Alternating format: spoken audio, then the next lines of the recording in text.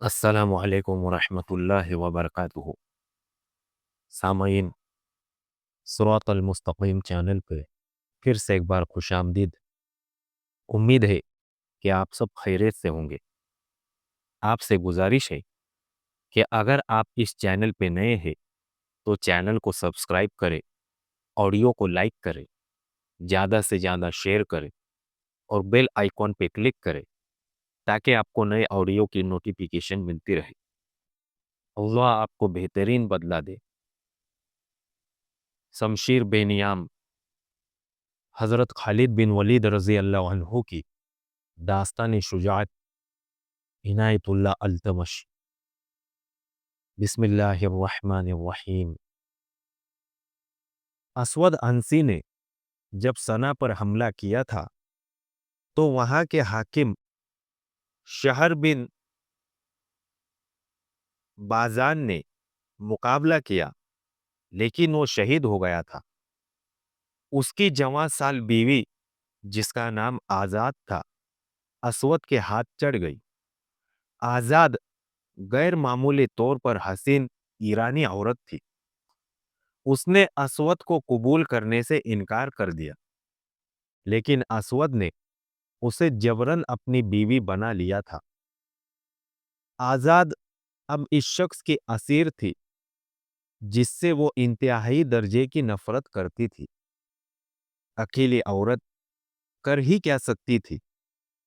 اس کی خوش نصیبی صرف اتنی تھی کہ اسود عورتوں کا دل دادا تھا۔ اس نے اپنے حرم میں 20 عورتیں رکھی ہوئی تھی۔ اسے تحفے میں بھی نوجوان لڑکیاں ملا کرتی تھی۔ وہ ہر وقت عورت اور شراب کے نشے میں بدمست رہتا تھا۔ رسول اکرم صلی اللہ علیہ وسلم کے بھیجے ہوئے قیس بن حبیرہ چوری چھپے سفر کر کے اور بھیس بدل کر صنعا پہنچے۔ اسود نے صنعا کو اپنا دارالحکومت بنا لیا تھا۔ ادھر وبر بن حنیس ایک مسلمان سردار کے یہاں خط لے کر پہنچ گئے۔ اس مسلمان سردار نے یہ یقین تو دلایا کہ وہ ایسے چند ایک مسلمان سرداروں کو اکٹھا کرے گا جنہوں نے دل سے اسود کی اطاعت قبول نہیں کی، لیکن اسود کا تختہ الٹنا ممکن نظر نہیں آتا، کیونکہ وہ صرف بادشاہ ہی نہیں، یمن کے باشندے اسے اپنا نبی مانتے ہیں۔ قیس بن حبیرہ ایک ایسے ٹھکانے پہنچ گئے جہاں رسول کریم صلی اللہ علیہ وسلم کے شیدائی مسلمان موجود تھے۔ ان مسلمانوں نے بھی وہی بات کہی جو مسلمان سردار نے کہی تھی، لیکن ان مسلمانوں نے ایسی کوئی بات نہ کی کہ وہ اس جمی دوست تحریک میں شامل نہیں ہوں گے۔ انہوں نے پرعزم لہجے میں کہا کہ وہ خفیہ طریقے سے وفادار مسلمانوں کو اکٹھا کر لیں گے۔ ہم اس جھوٹے نبی کو ختم کرنے کے لیے زیادہ انتظار نہیں کر سکتے، ایک مسلمان نے کہا۔ جوں جوں وقت گزرتا جا رہا ہے اس کی مقبولیت میں اضافہ ہو رہا ہے۔ کیا تم لوگ یہ نہیں سوچ سکتے کہ اس شخص کو قتل کر دیا جائے؟ قتل کون کرے گا؟ ایک اور مسلمان نے پوچھا۔ اور اسے کہاں قتل کیا جائے گا؟ وہ محل سے باہر نکلتا ہی نہیں۔ یہ بھی معلوم ہوا ہے کہ محل کے ارد گرد محافظوں کا بڑا سخت پہرا ہوتا ہے۔ کیا ہم میں کوئی ایسا آدمی نہیں جو اسلام کے نام پر اپنی جان قربان کر دے؟ قتل کا مشورہ دینے والے نے مسلمان سے پوچھا۔ اس طرح جان دینے سے کیا حاصل کہ جسے قتل کرنا ہے اس تک پہنچنا نہ سکے؟ اس مسلمان نے کہا، بہرحال ہمیں خفیہ طریقے سے یہ تحریک چلانی ہے کہ کم از کم مسلمان بغاوت کے لیے تیار ہو جائے۔ اسود عنسی نے یمن پر قبضہ کر کے پہلا کام یہ کیا تھا کہ ایران کے شاہی اور دیگر اعلیٰ خاندانوں کے جو ایرانی اس کے ہاتھ چڑھ گئے تھے انہیں اس نے مختلف طریقے سے ذلیل و خوار کر کے رکھ دیا تھا۔ ان کی حالت زر خرید غلاموں سے بدتر کر دی گئی تھی، لیکن اسود کی حکومت میں سب سے بڑی کمزوری یہ تھی کہ اس کے پاس نہ کوئی تجربہ کار سالار تھا، نہ کوئی کاروبار حکومت چلانے والا آدمی تھا۔ یہ خطرہ تو وہ ہر لمحہ محسوس کرتا تھا کہ مسلمان اس پر حملہ کریں گے۔ وہ خود عسکری ذہن نہیں رکھتا تھا۔ اس کمی کو پورا کرنے کے لیے اس نے ایرانیوں کا ہی تعاون حاصل کرنا تھا۔ اس کے سامنے 3 نام آئے۔ ان میں ایک ایرانی کا نام قیس بن عبد یغوث تھا، جو بازان کے وقتوں کا مانا ہوا سالار تھا۔ دوسرے 2 حکومت چلانے میں مہارت رکھتے تھے، ایک تھا فیروز اور دوسرا دازویا۔ فیروز نے اسلام قبول کر لیا تھا اور وہ صحیح معنوں میں اور سچے دل سے مسلمان تھا۔ اسود نے قیس بن عبد یغوث کو سالار اعلیٰ بنا دیا اور فیروز اور دوزایا کو وزیر مقرر کیا۔ تینوں نے اسود کی وفاداری کا حلف اٹھایا اور اسے یقین دلایا کہ وہ ہر وقت حالت میں اس کے وفادار رہیں گے۔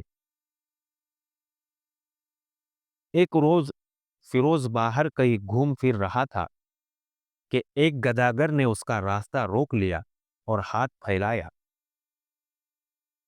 تو مجھے معذور نظر نہیں آتا؟ فیروز نے اس سے کہا، اگر تو معذور ہے تو تیری معذوری یہی ہے کہ تجھ میں غیرت اور خودداری نہیں۔ تو نے ٹھیک پہچانا ہے۔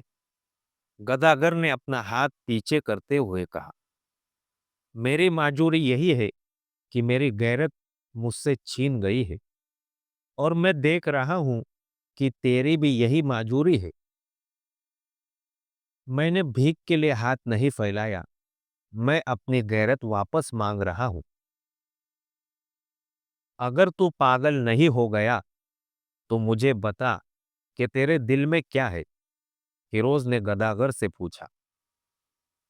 میرے دل میں اللہ کے اس رسول کا نام ہے جس کا تو شیدائی ہے۔ گداگر نے فیروز کی آنکھوں میں آنکھیں ڈال کر کہا، اگر اسود انسی کی شراب تیری رگوں میں چلی نہیں گئی تو میں جھوٹ نہیں کہہ رہا کہ تو نے دل پر پتھر رکھ کر اسود کی وزارت قبول کی ہے۔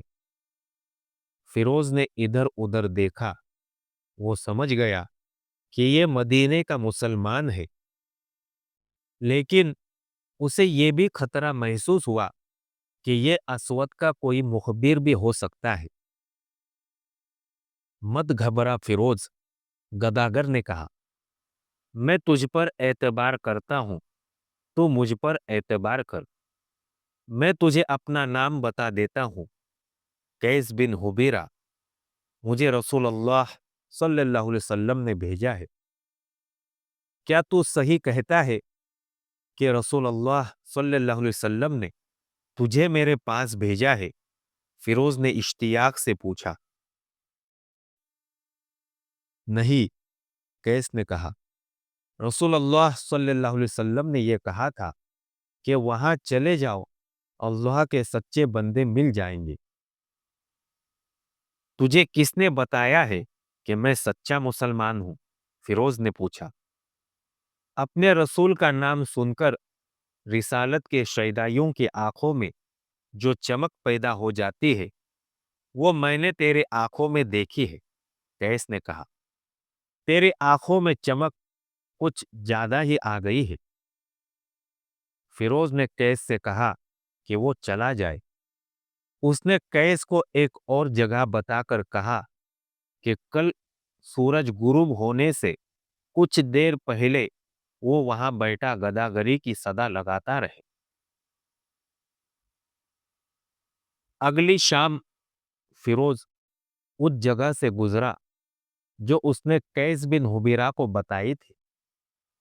फिरोज के इशारे पर कैस कदागरों के अंदाज से उठकर फिरोज के पीछे पीछे हाथ फैलाकर चल पड़ा।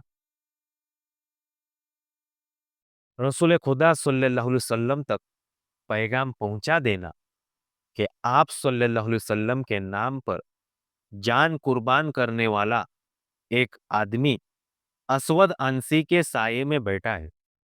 फिरोज ने चलते चलते इधर उधर देखे बगैर धीमी सी आवाज में कहा, और मैं हैरान हूं कि इतनी जंगी ताकत के बावजूद रसूलुल्लाह सल्लल्लाहु अलैहि वसल्लम ने यमन पर हमला क्यों नहीं किया। हरकुल का लश्कर उर्दन में हमारे सर पर खड़ा है, कैस ने कहा। हमारा लश्कर रोमियों पर हमला करने जा रहा है। क्या हम दो आदमी पूरे लश्कर का काम नहीं कर सकेंगे? क्या तूने ये सोचा है कि दो आदमी क्या कर सकते हैं? फिरोज ने पूछा। कत्ल, कैस ने जवाब दिया और कहने लगा, मुझसे ये न पूछना कि असवद को किस तरह कत्ल किया जा सकता है। क्या तूने अपने चचा की बेटी आजाद को दिल से उतार दिया है? फिरोज चलते चलते रुक गया। उसके चेहरे पर कुछ और ही तरह की रौनक आ गई, जैसे खून अचानक उबल पड़ा हो। तूने मुझे रोशनी दिखा दी है, उसने कहा। कत्ल के सिवा कोई और रास्ता नहीं। मेरी चचाजाद बहन का नाम लेकर तूने मेरा काम आसान कर दिया है। ये काम मैं करूंगा। तू अपना काम करता रहे। जा कैस, जिंदा रहेंगे तो मिलेंगे। मुर्रिखों ने लिखा है कि फिरोज के दिल में असवद की जो नफरत दबी हुई थी वो उभर कर सामने आ गई। उसने असवद अंसी के ईरानी सालार कैस बिन अब्द यगूस और दाजोया को अपना हमराज बना लिया। असवद का कत्ल एक वजीर के लिए भी आसान नहीं था जो उसके साथ रहता था। असवद के मुहाफिज उसे हर वक्त अपने नरगे में रखते थे। सोच सोचकर इन तीनों ईरानियों ने यह फैसला किया कि आजाद को इस काम में शरीक किया जाए, लेकिन कत्ल आजाद के हाथों न कराया जाए। आजाद तक रसाई आसान नहीं थी। असवद को शक हो गया था कि तीनों ईरानी उसे दिल से पसंद नहीं करते। उसने उन पर भरोसा कम कर दिया था। आजाद और फिरोज की वैसे भी कभी मुलाकात नहीं होती थी। आजाद तक पैगाम पहुंचाने के लिए औरत की ही जरूरत थी। एक वजीर के लिए ऐसी औरत का हुसूल मुश्किल न था। फिरोज ने महल की एक अधेड़ उम्र औरत को अपने पास बुलाया। वो भी मुसलमान थी। फिरोज ने उसे कहा कि वो उसे अपने घर में रखना चाहता है। अगर वो पसंद करे तो वो उसे अपने यहाँ ला सकता है। फिरोज ने उसे कुछ लालच दिया। एक ये था कि उससे इतना ज्यादा काम नहीं लिया जाएगा जितना अब लिया जाता है। वो औरत मान गई। फिरोज ने अगले रोज उसे अपने यहाँ बुला लिया। एक रोज आजाद अकेली बैठी थी। वो हर वक्त जलती और कुड़ती रहती थी। उसे कोई राह फरार नजर नहीं आती थी। इस कैफियत में फिरोज की वही खादिमा उसके पास आई। मैं किसी काम के बहाने आई हूं, खादिमा ने कहा, लेकिन मैं आई दरअसल तेरे पास हूं। क्या तू अपने चचाजाद भाई से कभी मिली है जो रहमानुल यमन का वजीर है? क्या तू जासूसी करने आई है? आजाद ने गुस्सेले आवाज में कहा। नहीं, खादिमा ने कहा, मुझ पर यह शक न कर कि मैं इस झूठे नबी की मुखबिर हूं। मेरे दिल में भी असवद की इतनी ही नफरत है जितनी तेरे दिल में है। मैं नहीं समझ सकी कि तू मेरे पास क्यों आई है। आजाद ने कहा, फिरोज वजीर ने भेजा है। खादिमा ने कहा, मैं फिरोज का नाम भी नहीं सुनना चाहती। आजाद ने कहा, अगर उसमें गैरत होती तो वो उस शख्स का वजीर न बनता जिसने उसकी चचाजाद बहन को बेवा किया और उसे जबरन अपनी बीवी बना लिया है। आजाद शाही खानदान की औरत थी। वो इन लोंडियों और बांदियों को अच्छी तरह समझती थी। उसने अंदाजा कर लिया कि ये औरत मुखबिरी करने नहीं आई। उसने खादिमा से पूछा कि फिरोज ने उसके लिए क्या पैगाम भेजा है। खादिमा ने बताया कि वो उसे सिर्फ मिलना चाहता है। आजाद ने उसे एक जगह बताकर कहा कि फिरोज वहां रात को आ जाए, लेकिन हमारे दरमियान एक दीवार हायल होगी। आजाद ने कहा, इसमें एक जगह एक दरीचा है जिसमें सलाखें लगी हुई है। फिरोज सलाखों के दूसरी तरफ खड़ा होकर बात कर सकता है। खादिमा ने आजाद का पैगाम फिरोज को दे दिया। उसी रात फिरोज महल के इर्द गिर्द खड़ी दीवार के उस मुकाम तक पहुंच गया जहां सलाखों वाला छोटा सा दरीचा था। आजाद उसके इंतजार में खड़ी थी। तेरी खादिमा पर मुझे एतबार आ गया है। आजाद ने कहा, तुझ पर मैं कैसे एतबार करूं? मैं नहीं मानूंगी कि तू मुझे इस वहशी से आजाद कराने की सोच रहा है। क्या तू इस वहशी के साथ खुश है? फिरोज ने पूछा। उससे ज्यादा काबिल नफरत आदमी मैंने कोई और नहीं देखा। आजाद ने कहा, तेरा यहां ज्यादा देर खड़े रहना ठीक नहीं। फौरन बता, तुझे इतने अरसे बाद मेरा क्यों ख्याल आया है? क्या इस वक्त असवद के इधर आ निकलने का खतरा है? फिरोज ने पूछा, या अभी वो तुम्हें नहीं? आजाद ने कहा, पहरादारों का खतरा है। असवद इस वक्त शराब के नशे में बेसुध पड़ा है। उसके पास औरतों की कमी नहीं। मैं सिर्फ तुझे नहीं, पूरे यमन को आजाद कराऊंगा। फिरोज ने कहा, लेकिन तेरी मदद के बगैर मैं कामयाब नहीं हो सकता। मुझे बता फिरोज, आजाद ने पूछा, मैं क्या कर सकती हूँ? किसी रात मुझे असवद तक पहुंचा दे। फिरोज ने कहा, अगले रोज वहां से उसकी लाश उठाई जाएगी। क्या तू ये काम कर सकती है? कल रात इस वक्त के कुछ बाद इस दीवार के बाहर उस जगह आ जाना जो मैं तुम्हें बताऊंगी। आजाद ने कहा, मेरा कमरा इस दीवार के बिल्कुल साथ है। तुम दीवार किसी और तरीके से फलांग नहीं सकोगे। कमंद फेंकनी पड़ेगी। रस्सा लेते आना। इसे दीवार के ऊपर अंदर को फेंकना। मैं इसे कहीं बांध दूंगी। तुम रस्से से ऊपर आ जाना। अगली रात फिरोज इस तरह छिपता छुपाता दीवार के साथ साथ जा रहा था कि उसे पहरेदार के गुजर जाने तक छुपना पड़ता था। वो उस जगह पहुंच गया जो उसे आजाद ने बताई थी। उसने दीवार पर रस्सा फेंका जिसका अगला सिरा दूसरी तरफ नीचे तक चला गया। आजाद मौजूद थी। उसने रस्सा पकड़ लिया और कहीं बांध दिया।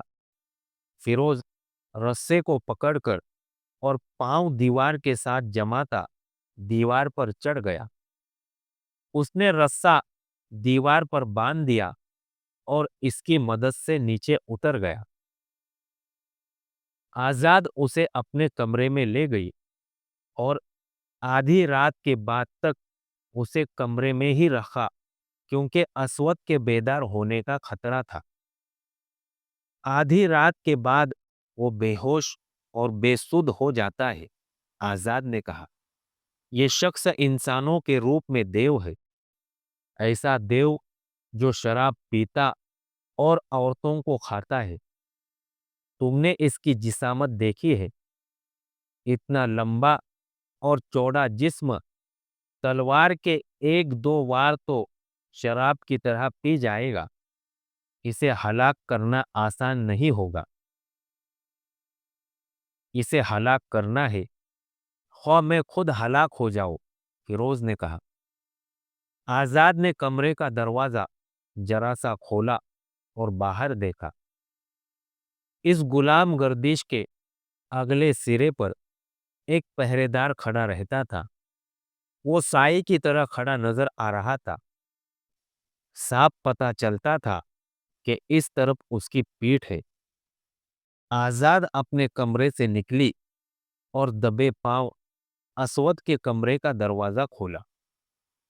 हल्की रोशनी वाला एक फानूस जल रहा था। असवद पीठ के बल बिस्तर पर पड़ा खर्राटे ले रहा था।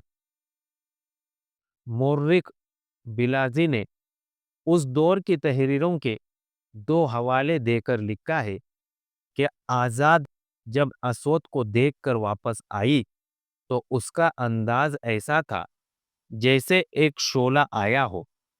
यह इंतकाम और नफरत का शोला था। आओ फिरोज, उसने कांपती हुई आवाज में कहा। वो बेहोश पड़ा है। फिरोज आजाद के साथ कमरे से निकल गया और दबे पांव आजाद के पीछे असवद के कमरे में दाखिल हुआ।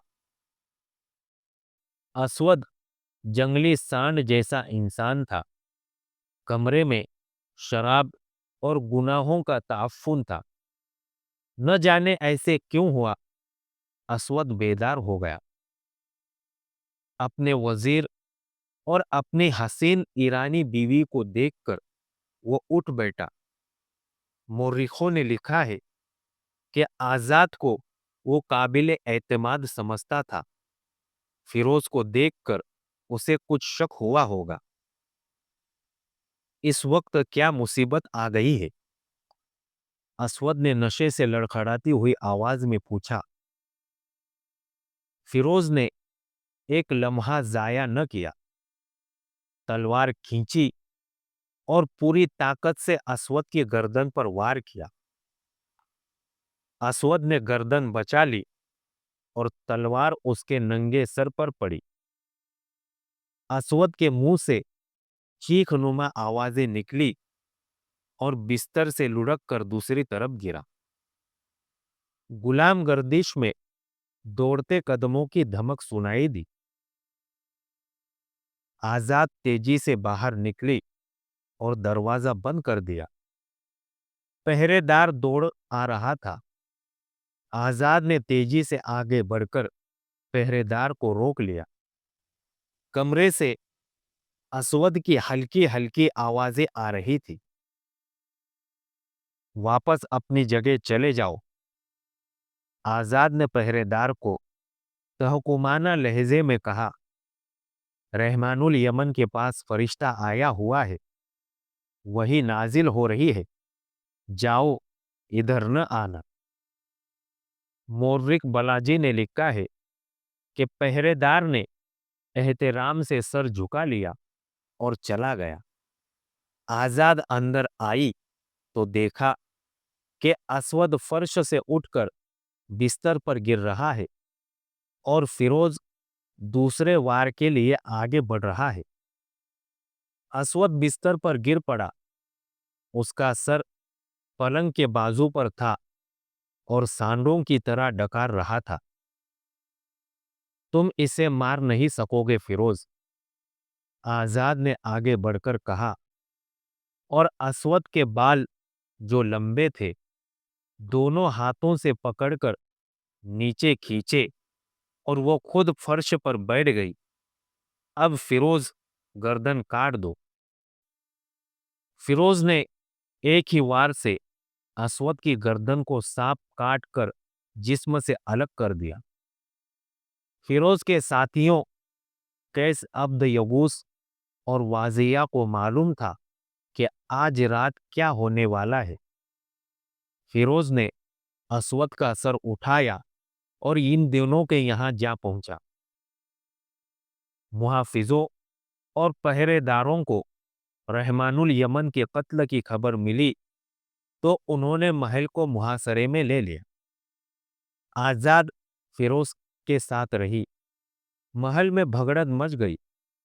हरम की औरतों का हुजूम चीखता चिल्लाता बाहर को भागा। उधर रसूलुल्लाह सल्लल्लाहु अलैहि वसल्लम के भेजे हुए कैस बिन हुबैरा और वब्र बिन हनेस सरकर्दा मुसलमानों को बगावत पर आमादा कर चुके थे और दिन रात जमी दो सरगर्मियों से मुसलमानों के हौसले बहाल कर चुके थे। अभी सुबह सादिक में कुछ वक्त बाकी था। महल की सच से अजान की आवाज बुलंद हुई। लोग हैरान हुए कि महल में अजान। लोग महल की तरफ दौड़े। असवद की फौज हुक्म की मुंतजिर थी, लेकिन हुक्म देने वाला कैस अब्द यबूस था। वही सिपह सालार था। उसने फौज को बाहर न आने दिया। असवद का सर महल के बाहर लटका दिया गया। महल की छतों से ललकार बुलंद हो रही थी, हम गवाही देते हैं कि मोहम्मद सल्लल्लाहु अलैहि वसल्लम अल्लाह के रसूल और असवद अंसी कज़्ज़ाब है। असवद के पैरोकारों पर खौफ तारी हो गया और मुसलमान मुसल्ला होकर निकल आए और उन्होंने यमनियों को कत्ल करना शुरू कर दिया। मिस्र के मशहूर सहाफ़ी और साबिक वजीर मारिफ मोहम्मद हुसैन हैकल ने अपनी किताब अबू बकर सिद्दीक रज़ियल्लाहु अन्हु के फिरोज की जुबानी एक रिवायत पेश की है। फिरोज ने कहा था, असवद को कत्ल करके हमने वहां का इंतजाम पहले की तरह रहने दिया, यानी जिस तरह असवद के तसल्लुत से पहले था। हमने कत्ल के बाद पहला काम ये किया कि मुआज बिन जबल को बुलाया कि वो हमें बाजमात नमाज पढ़ाए। हम बे इंतहा खुश थे कि हमने इस्लाम के इतने बड़े दुश्मन को खत्म कर दिया है, लेकिन अचानक इत्तिला मिले कि रसूल खुदा सल्लल्लाहु अलैहि वसल्लम विसाल फरमा गए। इस खबर से यमन में अबतरीसी फैल गई। फिरोज को मुसलमानों ने सनआ का हाकिम मुकर्रर कर दिया। यह वाकया मई 632 ईस्वी का है। कैस बिन हुबीरा और वब्र बिन हनेस जून 632 ईस्वी के दूसरे हफ्ते में ये खुशखबरी लेकर मदीना पहुंचे कि झूठा नबी अपने अंजाम को पहुंच गया है और यमन पर इस्लामी परचम लहरा दिया गया है। लेकिन मदीना सोगवार था। 5 जून 632 ईस्वी 12 रबीउल अव्वल 11 हिजरी रसूल खुदा सल्लल्लाहु अलैहि वसल्लम विसाल फरमा गए। आज के लिए इतना ही काफ़ी है। अगली दास्तान जानने के लिए हमारे साथ जुड़े रहिए और इस ऑडियो को ज़्यादा से ज़्यादा शेयर करना न भूलें। दुआओं की गुजारिश। अस्सलामु अलैकुम व रहमतुल्लाहि व बरकातुहू।